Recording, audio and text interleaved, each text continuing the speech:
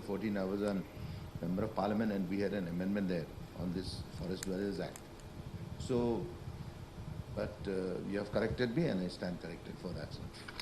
But the main reason why I have said is that these people living in Depu, Tetak, Depumoli, all these areas which are just on the border of Assam.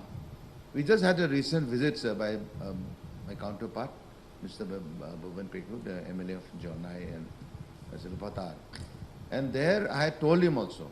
So all the settlements along that area have already been are settled by the people from Assam. They've encroached a lot, but still we have accepted, okay, till that forest road, which runs there's a parallel road from Ruksin Cheket right up to Depu River, which connects Name also. So now, the complaints of the people are that, sir, we have lived for so many years. We have lived here for decades. And now, when the issue of compensation comes, let it be on let it be on railway, let it be on power supply, power grid. This time also in the power grid, a compensation was given to the forest department amounting to about 17 crores. Now people there, they have their own, tokopats, they have their bamboos, they have their orchards, they have their rubber gardens. So they have been denied that.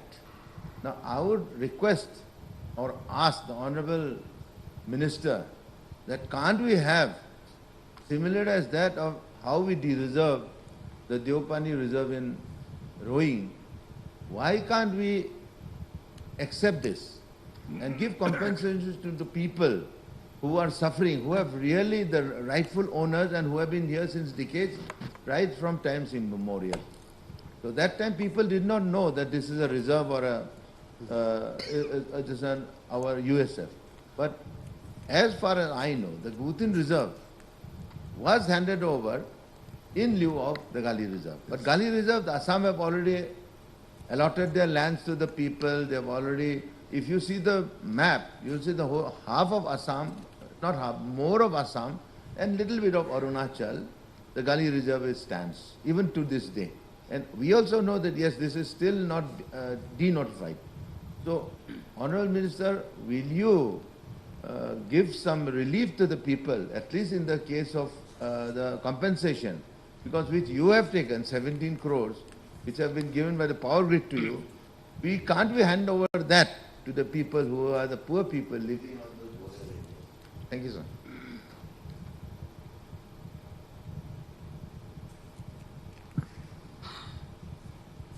माननीय अध्यक्ष जी, ये star question number 12 honourable senior member Nenu Ering ji ने जो rise किया और supplementary जो आपने जो सप्लीमेंट्री लोगों को वहाँ का जो हैबिटेंट लोगों को कि उनका कंपेंसेशन हो, ये कैसा कैसा हुआ और सरकार की तरफ से क्या क्रॉस फंडिंग हुआ और उसमें कैसा मीटिंग हुआ लोगों के साथ, उसको आपको मैं ब्रीफ थोड़ा सा मैं सदन को बताना चाहता हूँ ऑनरेबल स्पीकर आपके माध्यम से। ये 23 जनवरी 1937 को गाली रिजर्व फॉरेस्ट को नोटिफाइड किया गया था उस समय 1891 फॉरेस्ट रेगुलेशन एक्ट के तहत, जिसमें से उन दिनों में 1937 को हमारा उस समय में नेफा में हमारा असम में जितने नॉर्थ ईस्ट रीजन के जितने भी स्टेट है हम सब एक ही थे। उस समय हमारा जो स्टेट का बाइफरकेट नहीं हुआ। उस समय आपका जो बाउंड्री जब इंटर स्टेट जब बाउंड्री बिटवीन टू स्टेट 4096 एकड़ और 1638 hectare of the reserve forest came under the jurisdiction of NEFA presently state of Arunachal Pradesh, वो अपना प्रदेश स्टेट में वो आ गया। देन जो 1968 inter area of the RF feeling under the jurisdiction of state of Arunachal Pradesh उसी में क्या हुआ कि असम का धीरे धीरे इसमें एंक्रोचमेंट शुरू हुआ असम में। और ये 1971 the member of agency council Pasighat NEFA में प्रपोजल सबमिट किया कि गाली रिजर्व को डी रिजर्व किया जाए, ताकि हम इतने सदियों से हम लोग बैठ के आया, हमारा जो 3 डिकेट्स 2 डिकेट्स यहाँ हम बैठ के आया कि इसको डी रिजर्व किया जाए। तो उस समय में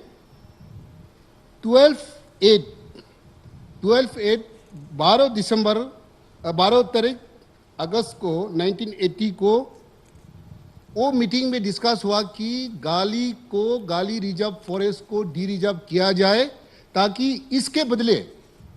इसके बदले हम आपको जगह देने के लिए तैयार है। तब उन्होंने पब्लिक ने, वहां का जनता ने और एडमिनिस्ट्रेशन के साथ ये निर्णय हुआ कि ठीक है, आप उसको हम डी रिजर्व कर देंगे 1980 को, तो आप हमको जगह देना होगा। तो जगह का नाम उसके बदले डी रिजर्व करवाने के लिए उसके जगह के बदले में भूटान को दिया। भूटान को देने के बाद तब उसके बाद में 13 फरवरी 1985 को ये प्रपोजल जो है गाली को उसको डी रिजर्व के लिए भारत सरकार ने वो प्रपोजल भेजा यहाँ से स्टेट गवर्नमेंट ने 1985 को।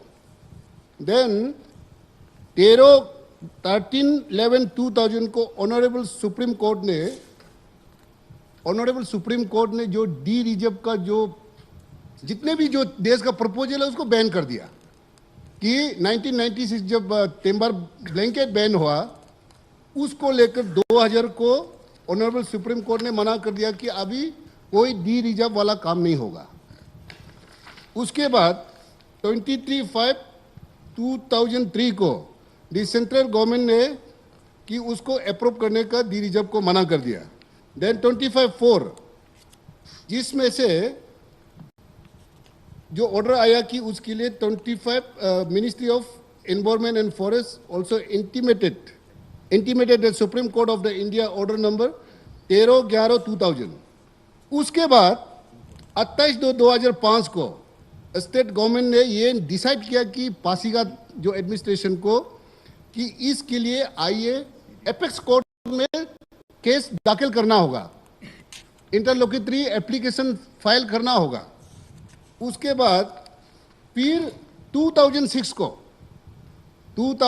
को पार्लियामेंट में जो पास हुआ कि पार्लियामेंट में ये पास हुआ कि जो 3 डिकेड से कोई भी रिजर्व फॉरेस्ट में हो, अगर हम लोग वहाँ का लोकल ट्रेवल बसता है कि उसके लिए वहाँ में परमानेंट सेटलमेंट बैठने का दिया जा सकता है। ये जो पार्लियामेंट में पास हुआ 2006 को the schedule tribe and other traditional forest developer recognisation of forest right act 2006 commonly known as the forest right act, उसको एनेक्ट किया है। तो अभी समस्या यहाँ में है कि उसके लिए हम अपना सरकार ने स्टेट गवर्नमेंट ने एजी से भी कंसल्ट किया। एजी ने भी बोला कि हाँ, ये 2006 में जो पार्लियामेंट में जो पास हो जो एनेक्ट हुआ है ट्रेवल लोग को रहने के लिए जो भी 3 डिकेट्स है उसको वहाँ में बैठने का प्रावधान है, वहाँ बैठ सकता है। तो उसके बाद उसमें बैठने के लिए पूरा गरम सभा बैठकर डिप्टी कमिश्नर के साथ, डीसी के साथ, डिस्ट्रिक्ट एडमिनिस्ट्रेशन के साथ हम 3 डिकेट से यहाँ में बैठ रहा है। और इस जंगल, इस पहाड़ में उसमें एज पर द जो पार्लियामेंट में जो पास हुआ, जो एनेक्ट किया, उसको वहाँ से हटाया नहीं जा सकता है कि वो ट्रेवल का लोग वहीं बैठेगा और 3 डिकेट्स अगर 1 डिकेट में नहीं हो पाएगा, जो 3 डिकेट से है वो वहाँ में बैठने के लिए भारत सरकार का कानून में बनता है।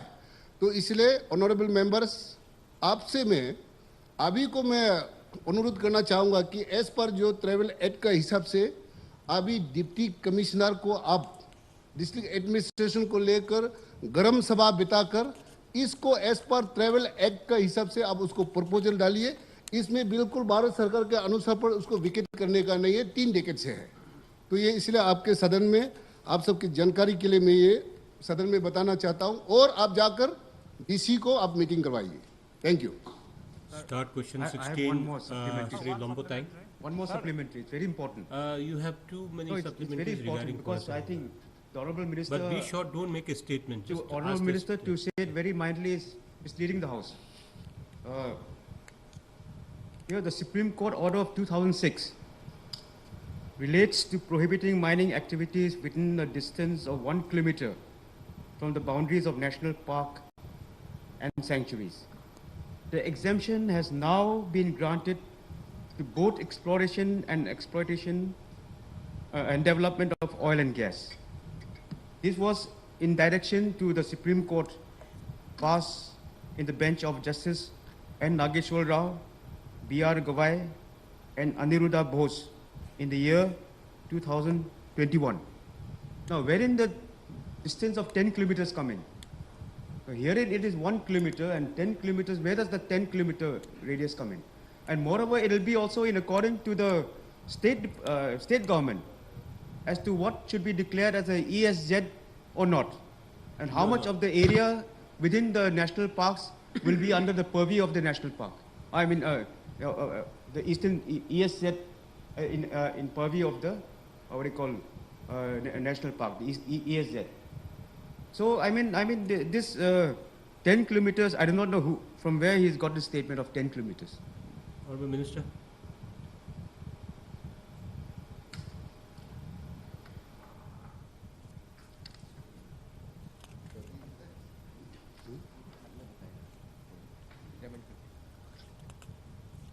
ये ऑनरेबल मेंबर ने जो सप्लीमेंट्री पूछ रहा है कि उसको अगर आप 10 किलोमीटर का दायरे में, हमने तो आपको बताया कि 10 किलोमीटर का दायरे तक इको सेंसिटिव में फॉरेस्ट कंजर्वेशन एक्ट का नेम में है। अगर आपको कंफ्यूज है तो मैं आपको अनुरोध करना चाहूँगा कि ऑनरेबल मेंबर आप आइए ऑफिस में, आपको हम अच्छा से आपको हम कानून बुक आपका भी लेकर आइए, आप जहाँ तक आपको जानकारी है मेरा भी आपको रखेंगे, तो हम दोनों उस समस्या को वही बातें करते हैं। Thank you. और दूसरा sir, it is not 3 decades, 3 generation से, 3 जनरेशन से जो लोग वहाँ बैठे हुए हैं गाली रिजर्व में, वो ट्रेवल एक्ट का हिसाब से जो पार्लियामेंट में जो पास हुआ वो वहाँ में बैठ सकता है डीसी का साथ मीटिंग करके, गर्म सभा करके। Not 7 decades, not 3 decades, 3 generation. Thank you, sir. Sir, one more supplement. Start question. Sir, supplementary. सिर्फ क्वेश्चन पूछिए, वो पूरा लंबा चौड़ा भाषण नहीं देना, सीधा। Honorable Speaker, sir, ये पावर ग्रिड को लेकर के मेरा भी एक सबमिशन है, ये आगोस हाउस का सामने मैं लाना चाहता हूँ कि ये हमारा जो फॉरेस्ट रिजर्व को लेकर के पावर ग्रिड कॉरपोरेशन ने जो ट्रांसमिशन टावर आपका 132 केवी लाइन एनएचपीसी से लेकर के पासीघाट तक बना रहे हैं, उसको लेकर के मेरा कॉन्स्टिट्यूंसी में भी एक प्रॉब्लम है सर। प्रॉब्लम ये है कि जहाँ में आरएफ नहीं है वहाँ में गवर्नमेंट कॉम्पेंसेशन प्रोवाइड किया गया है, जहाँ में आरएफ है वहाँ में कॉम्पेंसेशन नहीं देने की वजह से लोगों ने पावर ग्रिड कॉरपोरेशन का कॉन्ट्रैक्टर का जो टावर इरेक्शन था उसको बंद करके रखा है। Sir, this is very important project कि एनएचपीसी आपका 2022 का अंदर में कमीशन करेगा 500 मेगावाट, और ये ट्रांसमिशन टावर अगर कंप्लीट नहीं होता है तो अरुणाचल को एनएचपीसी का लाइट नहीं मिलेगा। और लिकावली में for your information sir, through you I want to bring before this information to before this house कि लिकावली में 132 बाय 32 केवी का पावर स्टेशन बना के तैयार है, लेकिन ट्रांसमिशन नहीं बनाने का कारण से वो पावर को हम यूटिलाइज नहीं कर पाए। तो मेरा ये सबमिशन ये है कि स्पीकर सर, ये फॉरेस्ट रिजर्व एंड अनरिजर्व में कोई डिफरेंस नहीं मेरा कॉन्स्टिट्यूंसी, और वो आदमी लोग सगी उसे बेता है, और फॉरेस्ट रिजर्वेशन कब किया कब नहीं किया उसको भी पता नहीं, लेकिन फॉरेस्ट लैंड का स्टेटस सेम होने का वजह से इन लोगों का एक आक्रोश है कि हमारा पड़ोस को कॉम्पेंसेशन मिला, हमको नहीं मिला, हम बनाने नहीं, सिंपल सा ऐसा ये लोग का कहना है। इश्यू हो गया। तो दिस इज माय सबमिशन कि गवर्नमेंट ये गौर करे कि हमारा जहां में आरएफ बोलने से भी आरएफ का कोई नामो निशान नहीं, आरएफ का कोई स्टेटस नहीं, फॉरेस्ट का वहां में कुछ आदमी जाना आना भी नहीं है, तो वो जमीन को कम से कम लोगों को कॉम्पेंसेशन दे, ये मेरा सबमिशन है। Thank you sir. इसमें मैं भी थोड़ा सा पार्टिसिपेट करना चाहूँगा। ईटानगर में जैसे कि हमारा जो गंगा बस्ती है, गंगा विलेज जो है, वो जो है हजारों साल से है हम लोग, और उसमें 7 विलेज का नोटिफाइड किया हुआ है फॉरेस्ट डिपार्टमेंट ने। तो आज जो है कुछ दिन पहले इसका जो मैप निकल आता है कि गंगा विलेज जो है आकाशदीप, आरके मिशन, ये सब में आ गया, गंगा विलेज में नहीं है। तो अभी जो है कोई भी डेवलपमेंट काम करने जा रहा है तो उसमें एनओसी मांगता है गंगा विलेज को। तो एनओसी जो है फॉरेस्ट डिपार्टमेंट देगा ना, और गंगा विलेज को या जो आरके मिशन में और जो आकाशदीप में यहाँ बसाएगा। तो इसको मैं भी फॉरेस्ट मिनिस्टर से जानना चाहता हूँ। मैं I'll just मेरा तरफ से एक सुझाव है, ये it's a very grave situation when it comes to forest and environment, those reserve forest and wildlife sanctuary, because we have been facing this kind of issues not only in particular place, across the state and maybe in different states also. So I would request honorable members to bring it on a discussion so that we can discuss it in detail instead of putting up in a question answer, because you have very limited time to answer and question because we have so many questions lined up. तो मंत्री जी इसको आप short में करके I think we can take it up in the next session in detail discussion how to come out with the solution where that everyone is in a win-win situation, even the forest department and the people. तो ये है। और आपका जो honourable MLA Likabali का वो अभी का फिलहाल के लिए that's a law and order situation, I think you should try to resolve it at the district level, and बाकी जब कंपनसेशन जो आता है नहीं आता, यू कैन डिस्कस अकॉर्डिंगली। तो मंत्री जी आप short reply if you want to.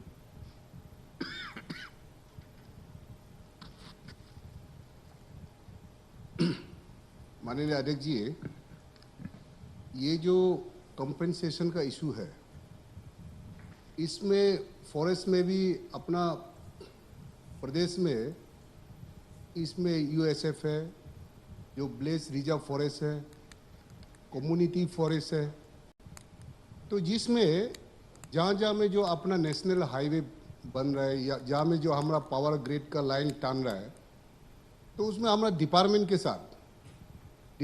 साथ फॉरेस्ट डिपार्टमेंट के साथ यूजर एजेंसी के साथ में पहले सर्वे करते हैं कि ये फॉरेस्ट रिजर्व में है कि नहीं, ये जो ब्लेस फॉरेस्ट रिजर्व में है।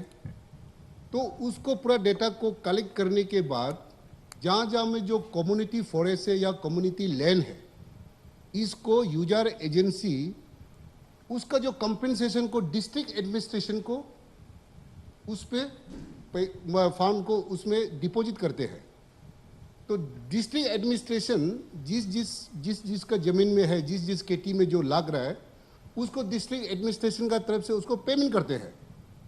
जहाँ में जो रिजर्व फॉरेस्ट है, जो अपना सरकार का जो जमीन है, वो जमीन को यूजर एजेंसी ने भारत सरकार में और उसका जितना जो एनालिसिस करने के बाद में वो अपना डिपार्टमेंट में और गवर्नमेंट में उसको सबमिट कर, उसमें फंड को डिपॉजिट करते हैं। डिपॉजिट करने के बाद वो पैसा को एनालिसिस करके वो कितने पैसा आया, यूजर एजेंसी ने रास्ता के लिए कितना डिपॉजिट मंत्री जी किया। वो आपका प्रोसीजर है, जो क्वेश्चन है उसका जवाब है तो दे दीजिए, नहीं तो हम लोग आगे बढ़ेंगे। वो आपका प्रोसीजर हो गया, कंपनसेशन किस तरह से पेमेंट करता है। तो मेंबर्स का क्वेश्चन कुछ अलग है। अध्यक्ष जी, हम सदन को ये भी जानकारी देना चाहता हूँ कि इसको फिर वो फंड वहाँ से कहाँ में उसका कंपेंसेट करना, प्लांटेशन करना, उसके लिए वो पैसा को यूज करते हैं।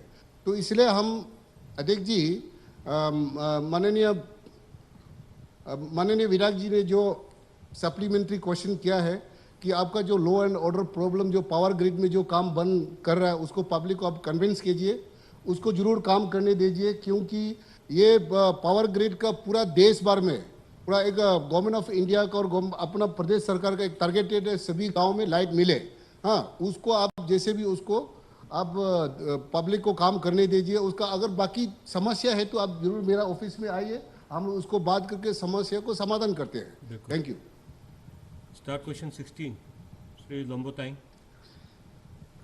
अध्यक्ष जी, आपका माध्यम से सरकार से मैं ये जानना चाहूँगा कि सर्कल ऑफिसर नाम सिंह, उनका चेयरमैनशिप में एक बोर्ड फॉर्म करके स्कूल बिल्डिंग 2 साल आगे जो बनाया था उसका रूपिंग मटेरियल सारा रिमूव करना पड़ा, क्योंकि उसमें 0.63 mm गैस की मटेरियल लगाना चाहिए था, लेकिन उसमें 0.20 mm गैस इतना सब स्टैंडर्ड लगाने से रिमूव करना पड़ा। तो उसको बोर्ड कॉन्स्टिट्यूट करके सैंपल भी रखा, copy is available, board proceeding का copy is available in the office of the circle officer नाम Singh, copy forwarded to DC Pasighat, ADC Mebo and in the principal of higher secondary school Barguli. लेकिन यहाँ लिखा no report of using sub standard materials for construction is, ये थोड़ा सा misleading